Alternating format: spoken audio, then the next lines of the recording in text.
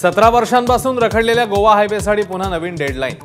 गणेशोत्सवासाठी कोकणात जाणाऱ्यांची वाट तुर्तास बिकटच।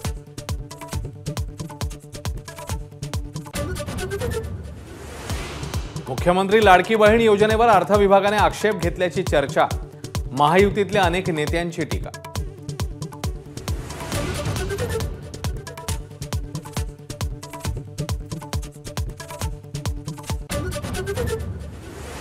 माजी पोलीस आयुक्त संजय पांडे विधानसभेच्या मैदानात उतरणार।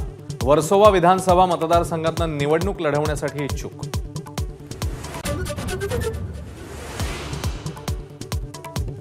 विजनवासात गेलेले प्रकाश मेहता पुन्हा एकदा विधानसभेच्या तयारीला। पराग शहाऐवजी पुन्हा एकदा प्रकाश मेहतांना उमेदवारी दिली जाण्याची शक्यता।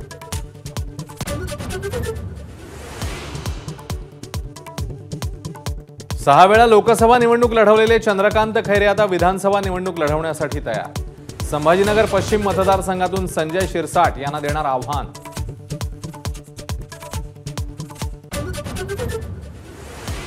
काही पक्ष महाराष्ट्र विरोधी भूमिका घेण्यासाठी बनलेत। संजय राऊतांची राज ठाकरेंचं नाव न घेता टीका। भाजपला पाठिंबा देणाऱ्या राज ठाकरेंची महिन्याभरात स्वबळाची भाषा कशी, असाही सवाल।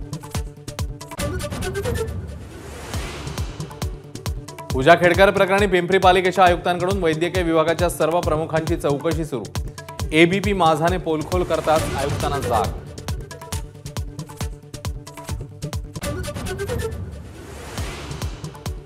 पुण्यामध्ये पूर ओसरल्यावर नुकसानाचा धक्कादायक वास्तव उघड। सुप्रिया सुळेंकडून नुकसानाची पाहणी। प्रशासनाच्या निष्काळजीपणामुळे पूरस्थिती, सुळेंची टीका।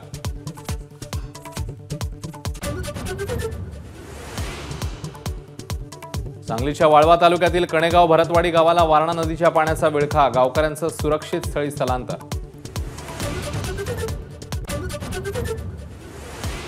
बीकेसीमध्ये आढळली 8 फुटी मगर। मुंबईत मगर आढळल्यानं भीतीचं वातावरण, तर सांगलीच्या कृष्णा नदीत मगरी आढळल्यानं नागरिकांना नदीकाठी जाताना काळजी घेण्याचं आवाहन।